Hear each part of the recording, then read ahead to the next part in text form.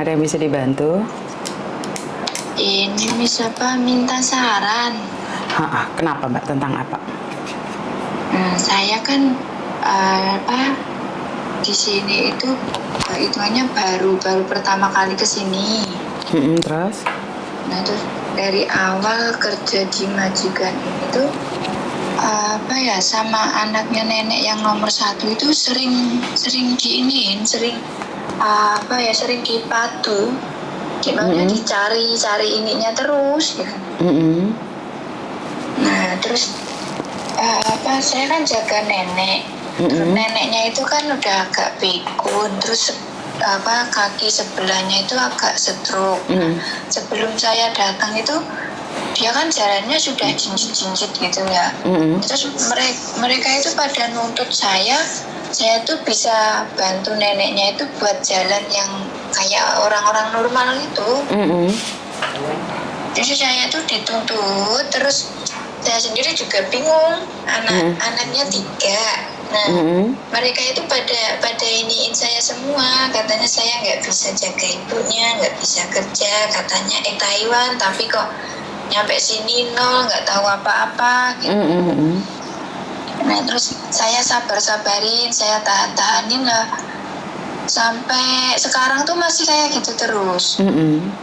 Nah terus keadaan ibunya kan namanya sudah tua ya, makin hari makin lemah, makin nggak kuat ya, tapi dipaksa terus disuruh banyak kegiatan, dikasih, jadi setiap hari itu dikasih jadwalnya tuh dari bangun tidur nyampe mau tidur tuh ada aja, pokoknya tuh kayak nggak dikasih kesempatan buat istirahat tenang gitu loh ibunya tuh. Nah pas awal bulan sebelum Natal itu ibunya pingsan pas di mana itu di gereja Laiciko sana, terus dibawa ke rumah sakit, nginep di rumah sakit, terus pulang orang tua habis dari rumah sakit kan pasti ya ada perubahan, entah itu fisiknya lemah apa kekuatannya udah menurun ya, tapi sama anaknya itu tetap aja disuruh ini, katanya tuh ibu saya sekarang kayak gitu tuh karena kurang gerak, kurang olahraga gitu lah, tetap saja dikasih jadwal yang full, suruh banyak olahraga. Nah sampai akhirnya awal Februari sekolah di Mevo tuh pingsan lagi. Pingsan terus masuk rumah sakit lagi. Nah kayak gitu lagi, nginep di rumah sakit di Mevo sana, pulang-pulang tuh udah beda lagi, udah agak parah lah. Nah terus tapi anaknya tuh tetep ini yang disalahin itu saya. Nah terus yang nomor 1 itu pokoknya setiap saya ada disuruh begini nggak bener, nggak ada yang kurang pas gitu, pasti itu terus emosi terus ujung-ujungnya kayak sekarang kamu pikir-pikir kamu kerja di sini tuh gimana, kamu job ini cocok enggak, suka apa enggak, kayak gitu. Kayak seakan-akan tuh kalau memang majikan nggak cocok sama saya tapi nggak mau nginterminate saya, tapi kayak saya tuh digiring biar saya itu nggak betah di sini, biar keluar sendiri gitu. Oke, sampean tahu saya lagi live masuk di YouTube sama di Facebook? Sampean tahu? Pernah lihat, cuman karena di sini saya banyak peraturan ya mem, saya tuh nggak bisa pegang HP dengan bebas. Ini aja rumah kecil CCTV-nya 3. Bukan. Ini karena neneknya. Kamu tahu kan setiap kali telepon masuk ke saya secara langsung dan tidak langsung masuk di YouTube sama di Facebook, kamu tahu kan? Iya. Jadi berhati-hati, jangan pernah menyebut nama siapapun, termasuk namamu sendiri, karena saya tidak ingin setelah viral kalian minta take down. Paham ya? Iya, berarti nggak perlu menyebutkan nama, entah itu nama majikan, entah nama siapa gitu, nggak boleh. Iya, kan kamu tahu saya dari Facebook dan di YouTube tuh Mbak, bener nggak sih? Iya. Iya, terus ada temen yang ngasih nomor ini juga, nomor telepon. Oke, pertama sampai di situ berapa lama? 11 bulan. 11 bulan. Kenapa kamu nggak telepon sama agentmu? Agent sudah saya ini tapi disuruh sabar gitu terus.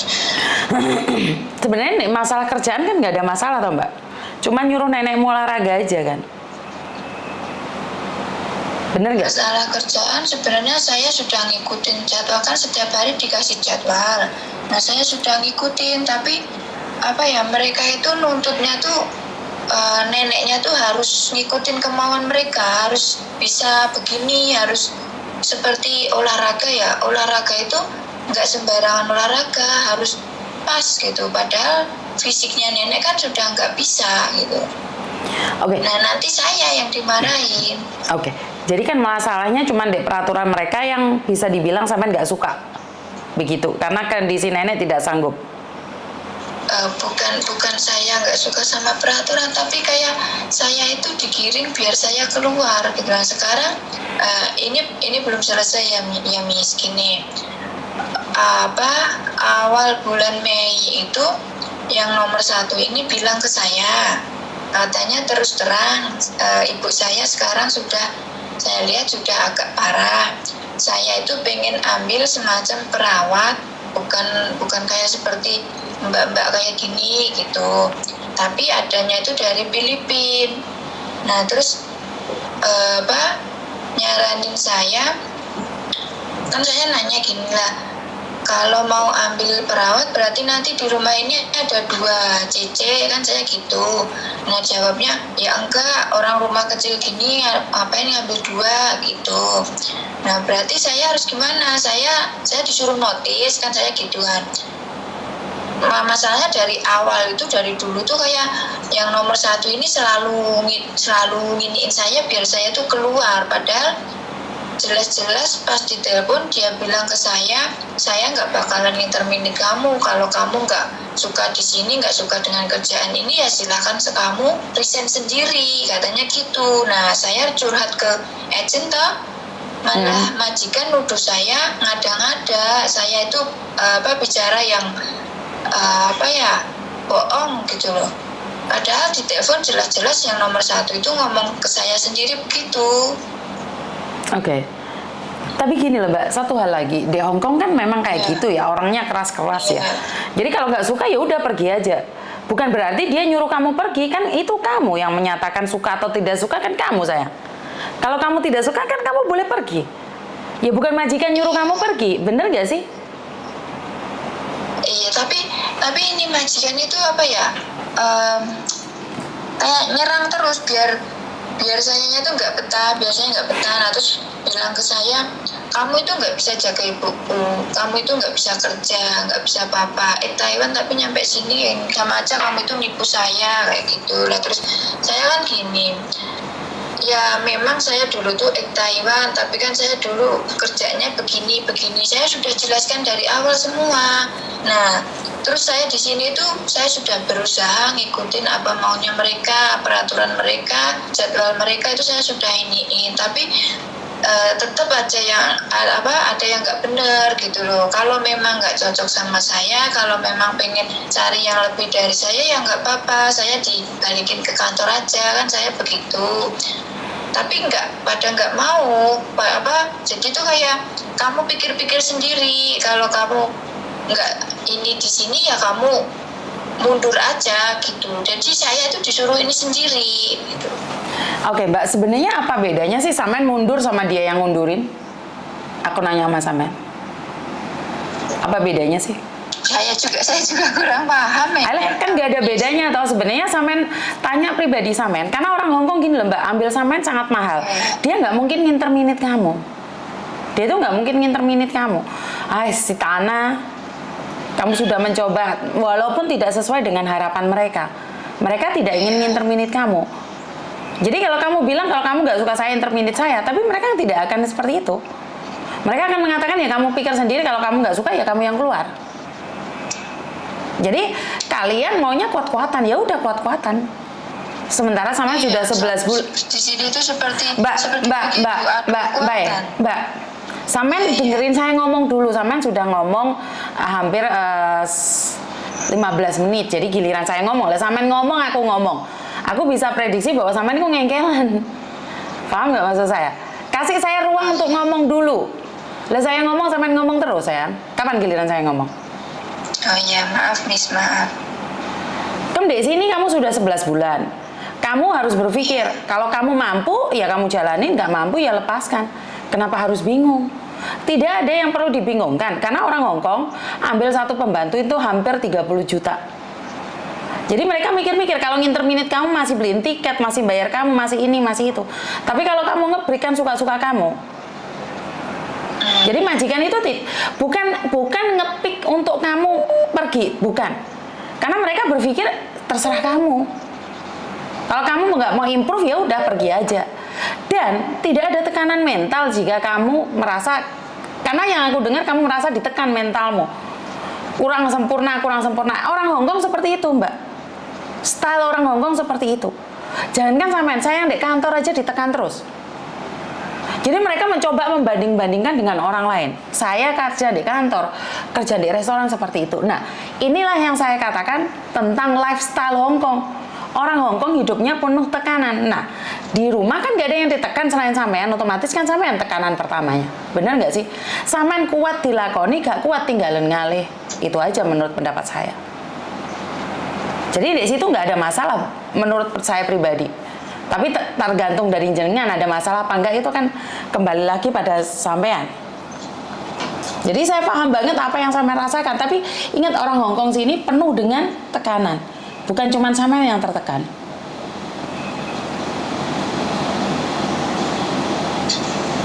Paham nggak? Iya, Miss. Nah, sekarang saya boleh bicara? Boleh, silakan. Ya, nah sekarang tuh begini, pas yang awal bulan Mei ini dia bilang mau ambil perawat itu majikan ini belum melapor ke agent kalau mau. Kan kalau saya dengar seperti saya mau di-interminate, seperti majikan mau ambil baru, terus saya masih di sini nunggu yang baru, terus saya keluar, begitu kan? Nah, tapi majikan belum lapor ke agent tentang itu datang yang baru itu datangnya kapan, terus saya harus keluarnya kapan, gitu belum. Nah, tapi majikan sudah nyuruh saya cari majikan baru, terus kalau saya sudah dapat majikan baru, saya disuruh lapor ke majikan yang ini. Nah, itu intinya bagaimana? Ya nggak apa-apa loh, kan dia sendiri juga belum tahu pembantunya kapan, terus kamu sendiri belum tahu. Hitungannya kan saya juga nggak tahu, Mbak. Kan berakhirnya kapan, seperti apa kan belum tahu. Dan sampean kan pastinya juga nggak bisa tunggu visa di Hong Kong. Sampean harus pulang Indonesia. Jadi kalau majikan ambil pembantu baru, biasanya mereka nggak akan cerita sama agentmu, sayang.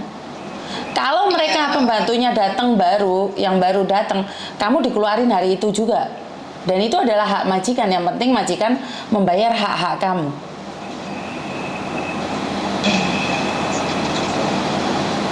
Bisa difahami? Ya, bingungnya saya di situ tuh kalau saya sekarang kan saya curhat ke agent. Nah, terus agent tuh bilang ke saya, loh, kalau memang sudah nggak butuhin kamu, kenapa majikan nggak lapor ke staf kantor gitu. Nah, terus saya sendiri juga bingung, majikan nyuruh saya nyari majikan baru, saya tuh takutnya saya tuh masih pengen kerja di sini. Nah, terus kalau saya nyari majikan baru, terus saya dapat majikan baru, otomatis kan saya keluar. Nah, itu apa berarti saya notice? Kan seperti yang saya katakan, bahwa sampean nggak bisa tunggu visa di Hong Kong. Iya. Jadi kamu harus keluar. Kalau kamu sudah merasa tidak kuat dengan mereka, ya kamu yang ngasih surat. Kalau majikan kan belum ngasih surat ke kamu, ya terserah, kamu dulu yang mau keluar atau majikan yang nunggu keluarin kamu.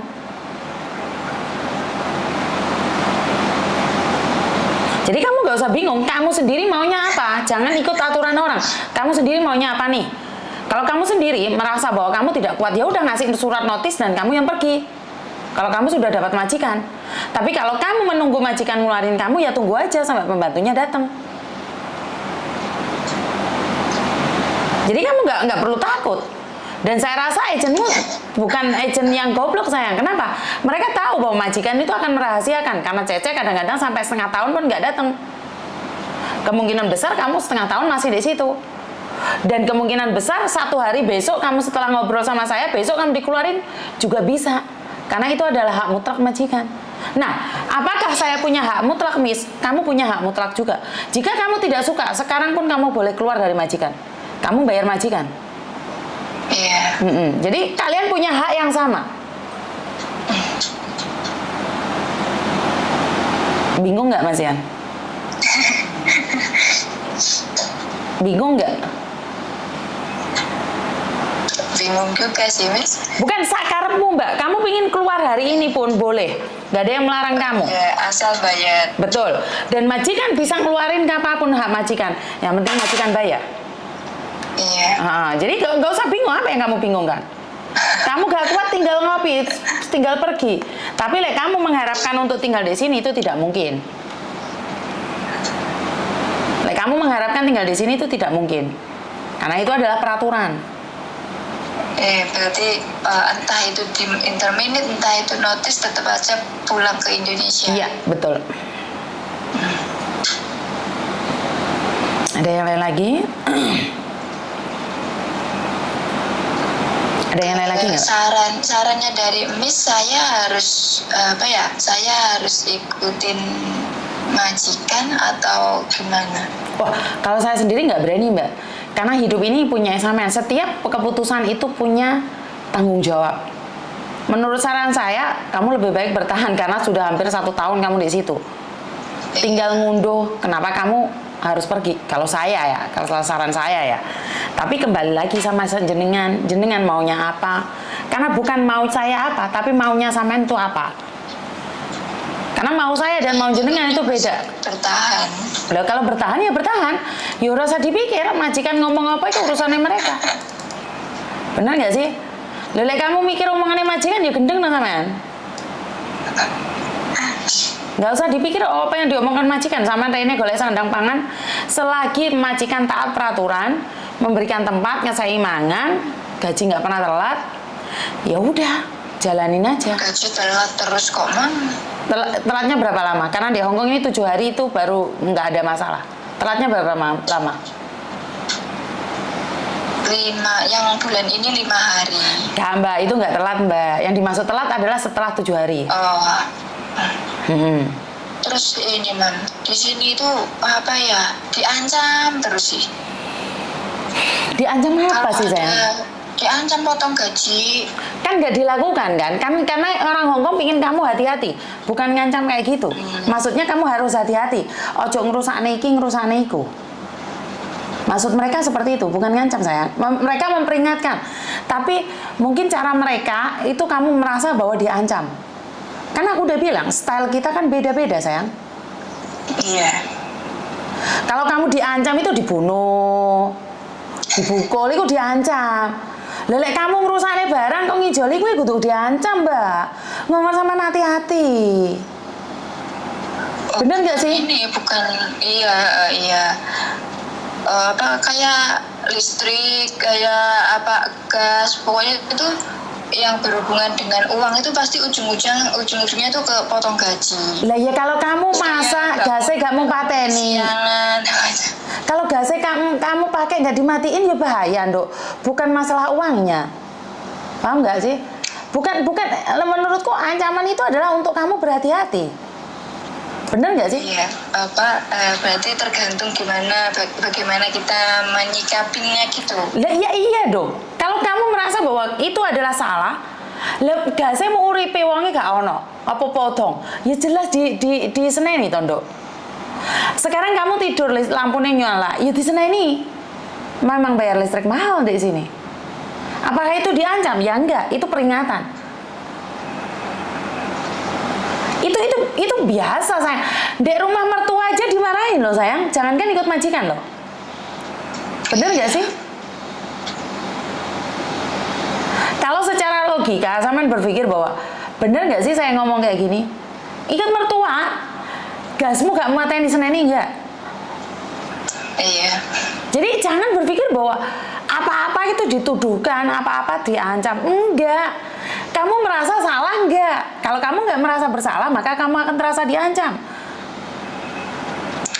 Ya kalau saya sendiri sih apa ya, majikan itu bukan pas saya lupa matiin ini, pas saya lupa matiin lampu apa itu, enggak, cuman mereka itu ngelihat dari tagihannya itu loh lah. Sedangkan saya masak pun juga masak seperlunya aja, saya pun nggak pernah masak. Mbak, sebentar. Sama orangnya tersinggungan berarti. Saya pun ngomong loh sama pembantu saya, Mbak Siti ya, kenapa bulan ini apa itu listriknya naik, biasanya cuma 300-200, sekarang 1000. Apakah kita sebagai majikan salah kalau nanya, Mbak? Sebenarnya sih enggak. Hailah, kan memperingatkan untuk berhati-hati, untuk berhemat, sayang. Iya. Artinya kamu jangan baper dan jangan sensitif. Jangan baper dan jangan sensitif, itu aja. Kunci untuk kerja di sini, jangan baper, jangan sensitif. Lalu diperingat sama majikan, masa ya salah. Aku lo ngomong Mbak Siti gak sih kok, aku lo gak mangan di oma, kok larang men. Oh iya nenek potong, ya udah selesai. Kan kita nggak tahu, kan kita nggak tinggal satu rumah, Mbak. Tanya apakah salah. Kalau saya jadi majikan, wah, aku tanya sama Cece pun nggak suka loh, Cecenya nggak suka loh. Paham nggak maksud saya? Jangan terlalu sensitif. Majikan kan bebas, Mbak. Majikan bebas ngomong apa aja, bener nggak sih? Iya. Yang penting kamu nggak sensitif. Kalau kamu sensitif, hancur kamu. Yang aku dengarkan dari sini apa ya? Kayak dari pertama tuh yang nomor 1 itu pas emosi tuh main banting pintu, banting meja apa itu, saya tuh ini kayak kalau bahasa Jawanya tuh kebacut keweden. Pak kasih tahu sayang, itu stylenya orang Hongkong. Makanya kan aku dari tadi ngomong sama kamu, itu stylenya orang Hongkong. Yang rusak pintu dia, bener nggak sih? Di losno bisa nggak di losno? Bantingin wong pintu-pintumu dewe, iya nggak? Rusak emangnya kamu yang benain kan nggak juga? Bener nggak sih? Losno Mbak, pikiranmu losno. Hah? Mungkin susahnya di situ, Mama, Papa. Kalau teman-temanku bilang itu saya tuh nggak bisa los gitu. Ya lek sama nggak iso los mulio Mbak, geret koper. Lah kerja di Hongkong nggak iso los mulio geret koper. Lho pintune mereka yang banting mereka, piring-piringnya mereka. Mbok mancine dipecahno lho, mbok babano lho. Orang urus.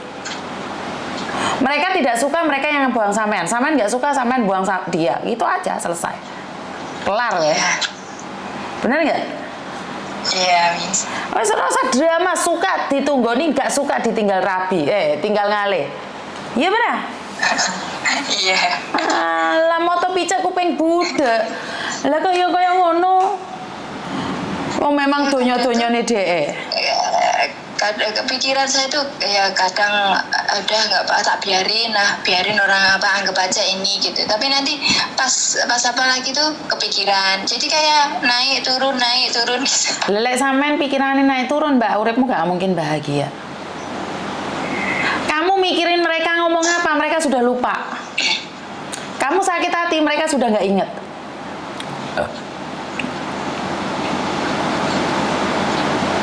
Intinya lek sampean nggak kuat move on, ya tunggonono. Nek sampean nggak lost doll, ya ngeluh ndasmu Mbak. Sekarang kan pas hari Minggu malam tuh neneknya kan ini jatuh sakit lagi, itu sekarang kan di rumah sakit.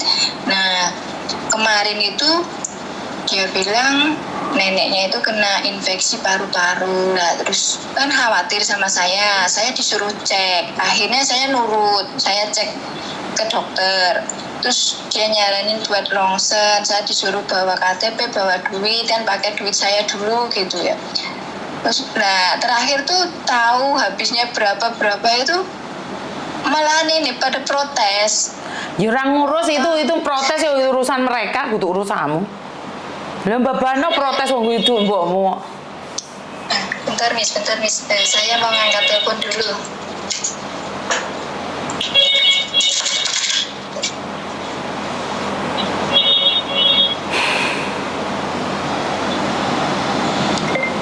Nah ini yang saya katakan bahwa kerja nggak boleh baperan ya.